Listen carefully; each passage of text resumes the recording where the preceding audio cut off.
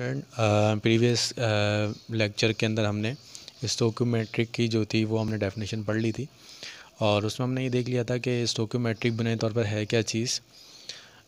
आज हम जो पढ़ेंगे वो हम construction of mole ratio as a conversion factor. तो कन्वर्जन फैक्टर को पढ़ने से पहले ये क्या होता है, सबसे पहले हम जो है वो मोल रेशियो के बारे में देख लेते हैं। मोल रेशियो क्या होता है।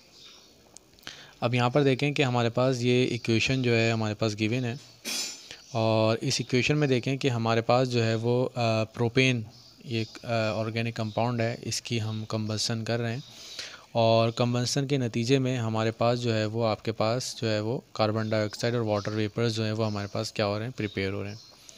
अब इसमें देखें कि अगर हमने जो है वो 1 मोल जो है वो प्रोपेन का लिया, ठीक है, तो इस 1 मोल प्रोपेन में जो कार्बन डाइऑक्साइड प्रोड्यूस हो रही है, यानी जो 1 मोल प्रोपेन जो प्रोड्यूस करता है कार्बन डाइऑक्साइड, तो वो जो है आपको 3 मोल्स ऑफ कार्बन डाइऑक्साइड क्या करता है, ये आपका प्रिपेयर कर रहा है, ठीक है। यानी अगर आप 1 मोल लेंगे तो 1 मोल लेने के नतीजे में तो हमारे पास जो है वो 3 मोल्स ऑफ कार्बन डाइऑक्साइड जो होते हैं वो आपके पास प्रिपेयर होते हैं, ठीक है। अब देखें ये जो number of moles of reactant, यानी ये जो number of mole of reactant, ये जो रिएक्टेंट के नंबर ऑफ मोल हैं और जो number of mole of product हैं, ठीक है, इन number of mole of reactant और प्रोडक्ट के दरमियान का जो नंबर ऑफ मोल्स का रेशो है, इसको हम क्या कहते हैं, मोल रेशो कहते हैं, ठीक है। तो मोल रेशो क्या है, मोल रेशो बुनियादी तौर पर ये जो है वो रेशो है number of moles of reactant के दरमियान, ठीक है, नंबर ऑफ मोल्स ऑफ, इसको लिख लें number of moles of reactant और number of moles of product के दरमियान जो है ये आपके पास क्या है, रेशो है, ठीक है।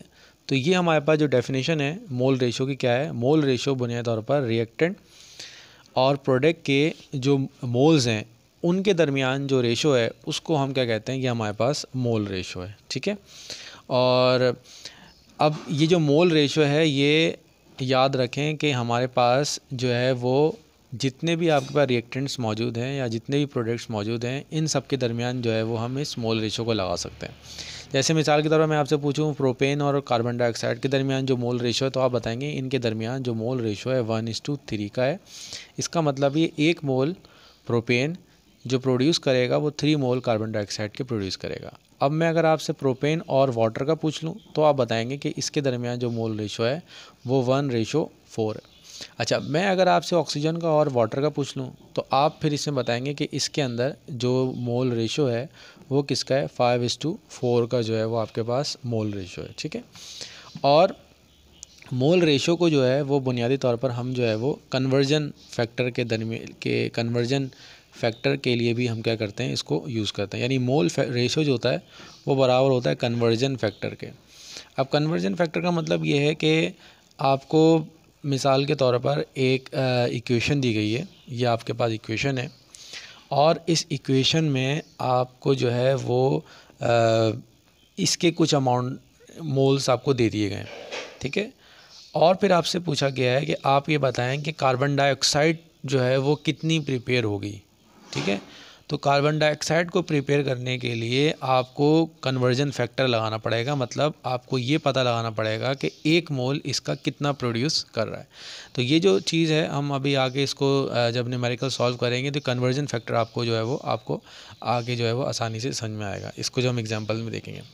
अच्छा, अब देखें ये जो स्टोइकोमेट्रिक वाले न्यूमेरिकल होते हैं इसको सॉल्व करने के 2 तरीके होते हैं और उन 2 तरीक़ों को जो है वो मैं आपको एक एक करके बताता हूँ। सबसे पहले देखें, जैसे मिसाल के तौर पर अब हम एक न्यूमेरिकल ले लेते हैं। सबसे पहला न्यूमेरिकल ले लेते हैं मेथनॉल, पहला सवाल है हमारे पास। अब स्टूडेंट ये सवाल जो है वो हमें गिवन है, इसमें लिखा हुआ methanol CH3OH burns according to following equation. ये आपके पास जो है वो मेथनॉल है CH3OH और ऑक्सीजन के साथ बर्न होगा और ये आपको कार्बन डाइऑक्साइड और वाटर क्या कर रहा है, आपको प्रिपेयर कर रहा है, ठीक है। अब इसमें लिखा हुआ है if 3 moles of methanol are burn, आपने जो है वो मेथनॉल जो है वो आपको लिया और मेथनॉल के 3 मोल्स जो है आपने बर्न किए, ठीक है।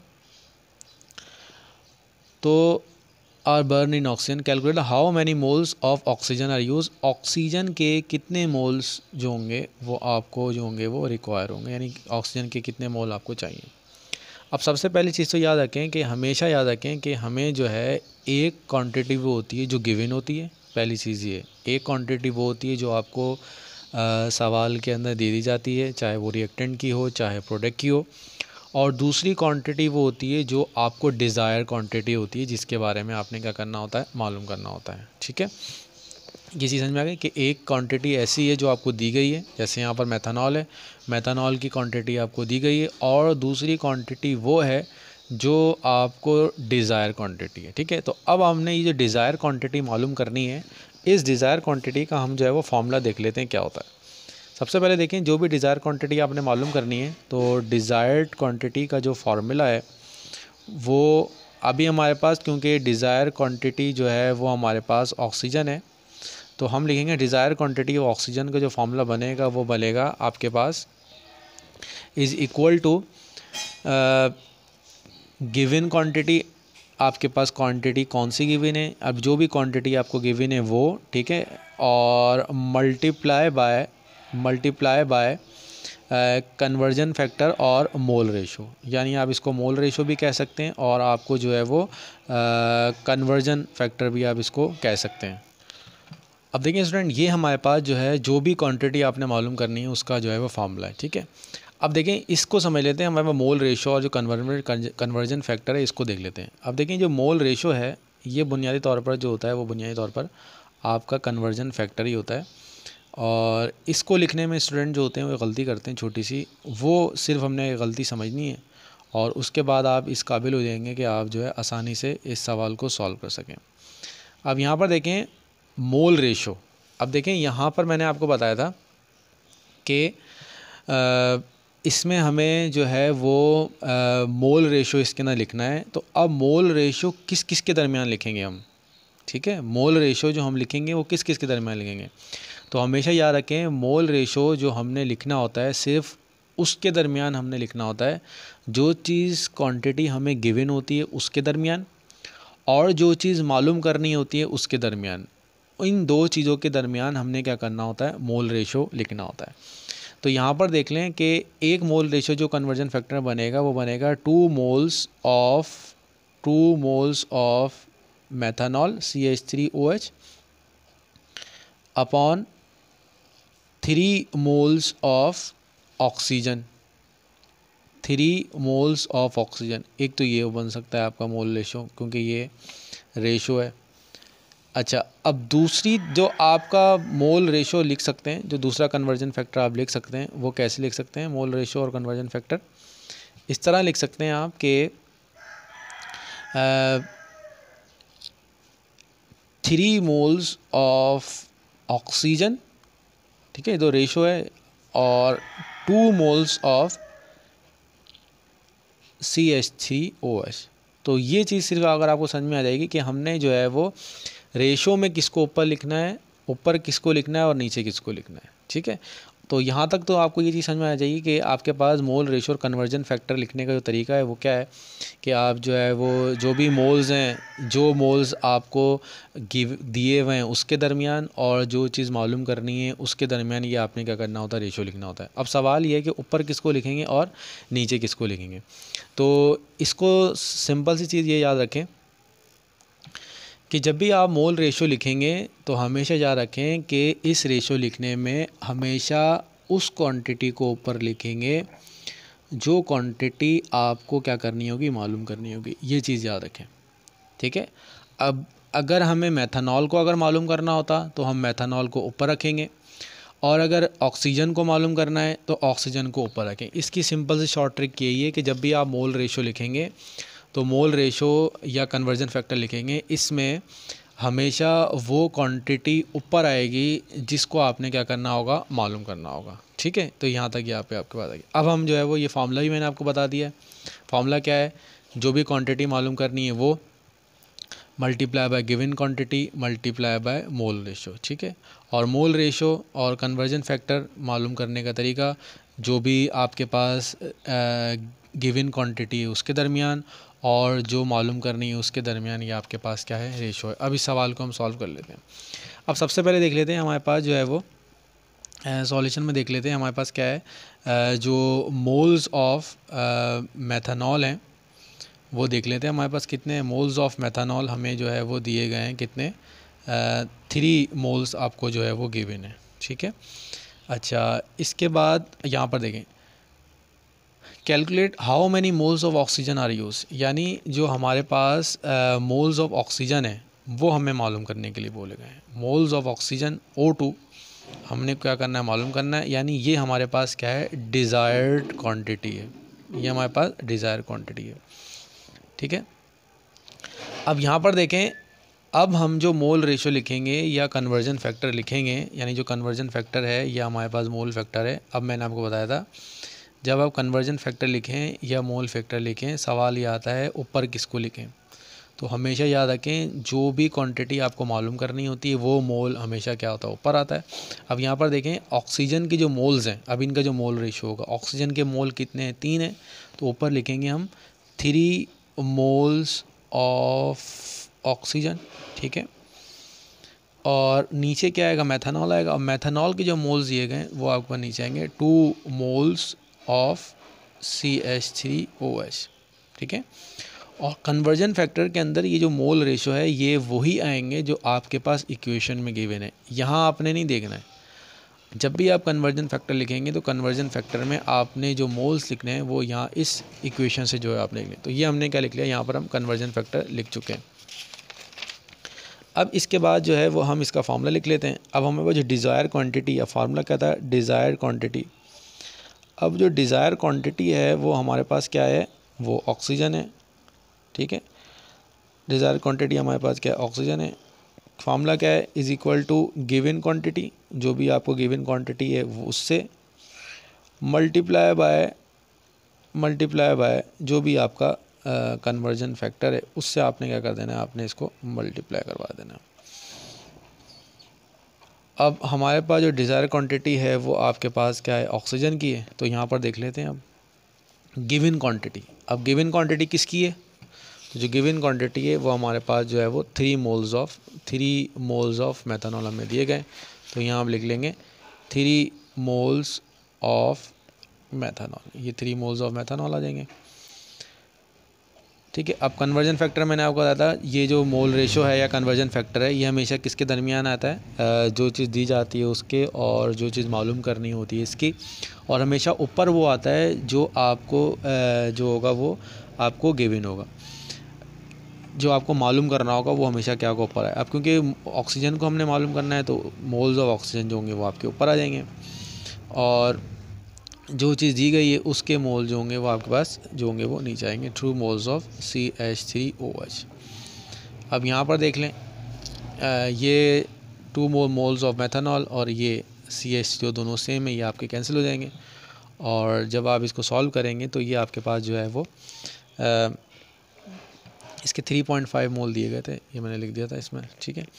तो इसको आप सॉल्व कर लें, जब आप इसको सॉल्व करेंगे तो ये टोटल मोल जो आ जाएंगे वो आ जाएंगे 5.2 मोल्स ऑफ ऑक्सीजन जो होंगे, और ये हमारे पास जो थी वो क्या थी, डिज़ायर्ड क्वांटिटी। तो सुन, यहाँ तक हमने जो है वो डिज़ायर क्वांटिटी को निकालना जो है वो सीख लिया, ठीक है। यहाँ तक हमने पहला हिस्सा जो था वो इसका सॉल्व कर लिया, ठीक है। सवाल में जो है इसके ये 3.5 मोल्स हैं, तो हमने 3 लिख दिया था, तो अब 3.5 कर लेते हैं इसको हम, और यहाँ पर भी आपके 3.5 मोल है। अब इसका जो है वो सेकंड जो पार्ट है, अब इसमें लिखा हुआ how many moles of water are produced, water के मोल्स जो होंगे वो कितने प्रोड्यूस होंगे, ठीक है। तो अब इसका मतलब ये हुआ कि हमारे पास जो डिज़ायर क्वांटिटी है वो हमारे पास अब वाटर की है। तो अब इसको पार्ट जो सेकंड जो पार्ट है उसको जो है वो हम सॉल्व करें, बी को सॉल्व कर लेते हैं। जो गिवन क्वांटिटी है वो आपके पास जो है वो क्या है, मेथनॉल है, CH3OH है, इसके आपको 3.5 मोल्स दिए गए। अब देखें जो डिज़ायर क्वांटिटी, अब हमारे पास डिज़ायर क्वांटिटी जो है वो क्या है, वो हमारे पास वाटर है, ठीक है। वो हमने क्या करना है मालूम करना है, ये हमने मालूम करना है, ठीक है। फॉर्मूला क्या था, डिज़ायर्ड क्वांटिटी,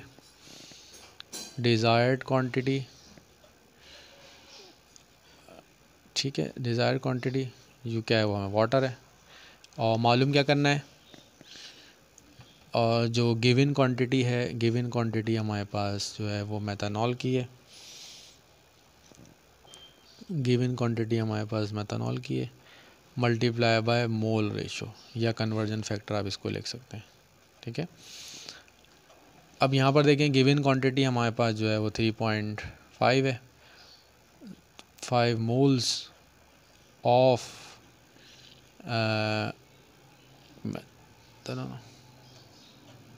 अब देखें यहाँ है मोल रेशो। अब मोल रेशो जो हम लिखेंगे, मैंने आपको बताया था मोल रेशो हमेशा उन क्वांटिटीज़ का आता है जो चीज़ दी जाती है उसका, और जो चीज़ मालूम करनी होती है इसका। अब ये हमें ये है और ये है, तो इसमें जो हम मोल रेशो लिखेंगे इसका और इसका लिखेंगे, ये चीज़ समझ में आ गई आपको, इसका और इसका। अब सवाल ये ऊपर कौन आएगा और नीचे कौन आएगा, तो हमेशा याद रखें कि जो चीज़ हमें क्या करनी होती है मालूम करनी होती है वो हमेशा ऊपर आती है। तो अब इस मोल रेशो में, जहाँ मोल रेशो जो है वो किसके दरमियान है, वाटर का है, वाटर और किसके दरमियान आएगा आपके पास, मेथनॉल का आएगा, ठीक है। तो उसमें जो इसका जो मोल रेशो बन रहा है वो बन रहा है आपके पास क्या है, वाटर के कितने मोल्स हैं, इक्वेशन में 4 है, और तो यहाँ आ जाएगा आपके पास 4 मोल्स ऑफ H2, और यहाँ इसके जो है 2 मोल्स ऑफ, तो इनको जो है वो हम सॉल्व कर लेंगे। ये देखें ये मोल मेथनॉल ये आपके आपस में क्या हो जाएंगे, कैंसिल हो जाएंगे, और जब इसको सॉल्व करेंगे तो आ जाएगा 7.0 मोल्स ऑफ H2। ये हमारे पास क्या हो जाएगी, डिज़ायर क्वांटिटी, ये हमारे पास डिज़ायर क्वांटिटी ऑफ वाटर है, ठीक है। तो इसलिए यहाँ तक हमने जो है वो ये सीखा कि अगर आपको स्टोइकोमेट्रिक रिलेशन का कोई सवाल दिया गया है तो उसमें जो बुनियादी चीज़ें हैं वो क्या क्या हैं, उसको हम यहाँ पे समराइज़ कर लेते हैं। पहली चीज़ जो होती है वो ये होती है, आपने देखना होता है कि आपको गिवन क्या है, गिवन क्वांटिटी क्या है, पहली चीज़ आपने ये देखनी है। दूसरी चीज़ आपने देखनी है कि आपको डिज़ायर्ड क्वांटिटी क्या है, यानी मालूम किसको करना है, ये देखना है, ठीक है। और जो तीसरी अहम चीज़ है वो आपके पास मोल रेशो है, या फिर हमारे पास जो है वो मोल रेशो है, या इसको हम कन्वर्जन फैक्टर ले लें। और जब मोल रेशो लिखेंगे तो हमेशा याद रखें जो चीज़ मालूम करनी होती है, यानी मोल्स ऑफ डिज़ायर क्वांटिटी हमेशा ऊपर आते हैं, मोल्स ऑफ डिज़ायर क्वांटिटी हमेशा ऊपर आते हैं जो इक्वेशन में गिवन है, और जो मोल्स ऑफ गिवन क्वांटिटी है वो हमेशा क्या होते हैं, नीचे आते हैं। तो ये चीज़ हमने सीखी है, और इसका जो डिज़ायर क्वांटिटी मालूम करने का फार्मूला होता है वो हमने अभी सीख लिया है। इसके अंदर क्या होता है, गिवन क्वांटिटी, जो भी क्वांटिटी गिवन है वो मल्टीप्लाई बाय मोल रेशो और जो है वो कन्वर्जन फैक्टर, ठीक है। ये हमारे पास जो था हमारा आज का लेक्चर था।